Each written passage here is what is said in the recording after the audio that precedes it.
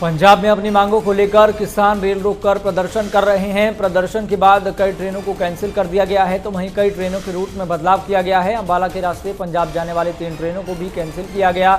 ऐसे में यात्रियों को परेशानियों का सामना करना पड़ रहा है। इस दौरान यात्रियों ने रेलवे प्रशासन के खिलाफ नाराजगी जाहिर की।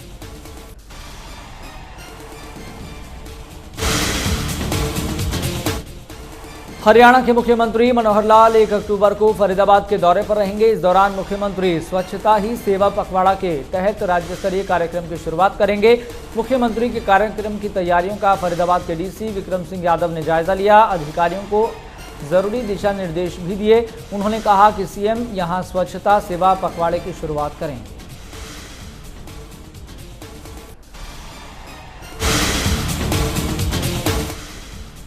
हरियाणा के शिक्षा मंत्री कंवरपाल गुर्जर ने बराड़ा की अनाज मंडी का औचक निरीक्षण किया। इस दौरान उन्होंने मंडी में की जा रही खरीद का जायजा भी लिया। शिक्षा मंत्री कंवरपाल गुर्जर ने किसानों और आढ़तियों से बातचीत कर उनकी समस्याओं को जाना। मंडी सचिव को उन समस्याओं के समाधान के निर्देश भी दिए। इस मौके पर उन्होंने कहा कि समय समय पर प्रशासनिक अधिकारी भी अनाज मंडियों का दौरा करें और जायजा लें। प्रदेश सरकार द्वारा किसानों के कल्याण के लिए कई योजनाएं चलाई गई हैं।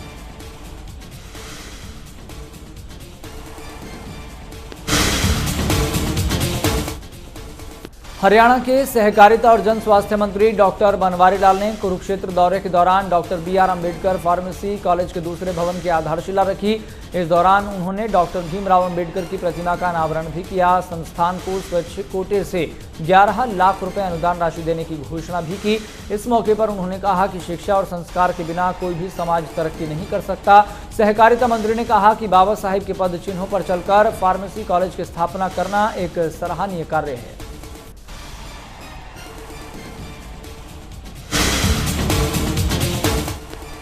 हिसार से भारतीय जनता पार्टी के सांसद ब्रिजेंद्र सिंह ने नारनौंद हलके का दौरा किया। अलग अलग गांव में लोगों से मुलाकात कर 2 अक्टूबर की जींद में होने वाली रैली का न्योता दिया।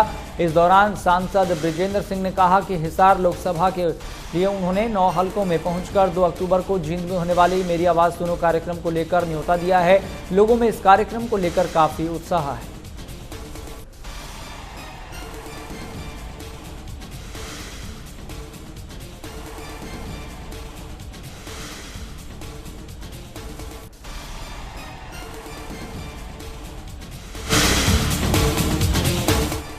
यमुनानगर में विजिलेंस ब्यूरो ने इस्लाम नाम के एक व्यक्ति को गिरफ्तार किया। उसके कब्जे से 1,40,000 रुपए बरामद किए। विजिलेंस की माने तो एक मुकदमे में नाम हटाने के लिए पुलिस ने 2.5 लाख रुपए की मांग की थी। काम होने के पहले 1,40,000 इस्माइल के हाथ देने को कहा था।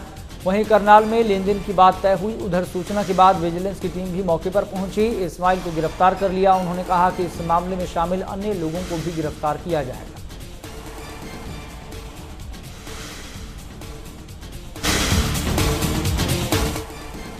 एशियाई गेम्स में ब्रॉन्ज मेडल जीतने वाले भारतीय पिस्टल शूटर अनीश भाववाल का करनाल पहुंचने पर स्वागत किया गया।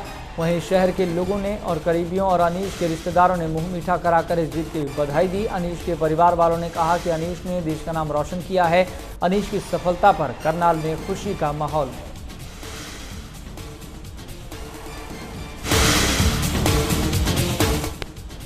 करनाल में नैनो बासमती राइस के लिए अपने करीब 300 डीलरों के साथ बैठक की गई। इस दौरान नैनो बासमती के जितनी भी वैरायटी है उसकी प्रदर्शनी लगाई गई ताकि उनसे जुड़े देश भर के डीलर्स को पता चल सके कि नैनो बासमती की कितनी वैरायटी है। नैनो बासमती के ऑनर ने बताया कि उनके पास 40 के करीब चावल की वैरायटी है और विश्व भर में नैनो बासमती का चावल सबसे बेहतरीन और बेस्ट चावल माना जाता है और इसकी इसी तरह से पहचान भी है।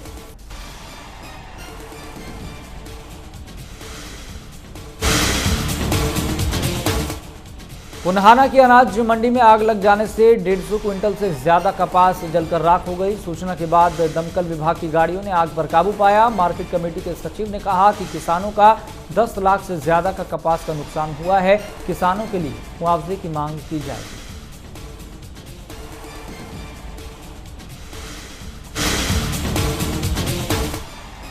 तो शाम के किसानों को कपास की फसल को लेकर बेहद परेशानियों का सामना करना पड़ रहा है। किसानों का कहना है कि हजारों रुपए खर्च करने के बाद भी किसानों के हाथ खाली हैं। पीड़ित किसानों ने सरकार और प्रशासन से नुकसान की जल्द गिरफ्तारी करवाकर मुआवजे की मांग की है। तो शाम के गांव बीरन के किसानों का कहना है कि पिछले 5 सालों से कपास की फसल में घाटा सहन करना पड़ रहा है। इस बार भी फसल पूरी तरह से बर्बाद हो गई, जिसको लेकर उन्होंने सरकार से मुआवजे की मांग की है।